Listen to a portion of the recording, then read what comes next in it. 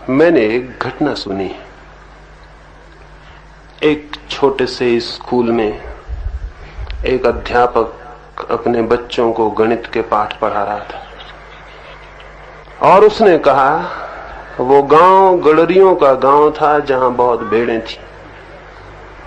तो उसने गांव के उन बच्चों को समझाने के लिए कहा, एक छोटी सी बगिया में 12 भेड़ें बंद हैं।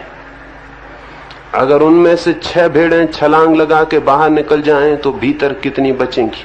एक बच्चे ने हाथ उठाया। वो बच्चा बहुत छोटा था। शिक्षक ने कहा, हाँ बोलो, आज तुमने पहली बार ही हाथ उठाया। उसने कभी हाथ नहीं उठाया था।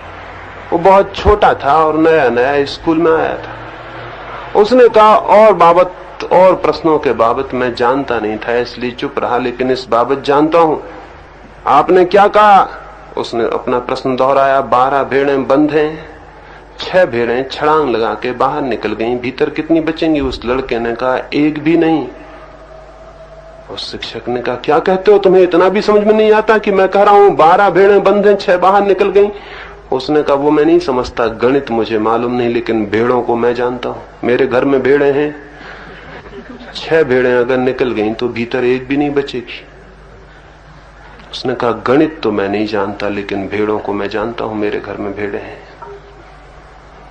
भेड़ निकल जाएंगी सभी, क्योंकि भेड़ होने में अंतर्गर्भित है अनुगमन, फॉलोइंग, दूसरे के पीछे जाना। और जो आदमी दूसरे के पीछे जाता है वो अपने भीतर भेड़ की आत्मा को विकसित कर रहा है, आदमी की आत्मा को नहीं। जो फॉलो करता है, जो किसी का अनुयायी है, वो मनुष्य नहीं रहा। उसने अपनी खो दी गरिमा, खो दिया गौरव, खो दी आत्मा। अनुगमन नहीं, किसी के पीछे जाना नहीं, बल्कि खुद के भीतर जाना धर्म है। किसी के पीछे जाना धर्म नहीं है, खुद के भीतर जाना धर्म है। और खुद के भीतर जाने के लिए किसके पीछे जाइएगा? क्योंकि कोई आपके भीतर नहीं जा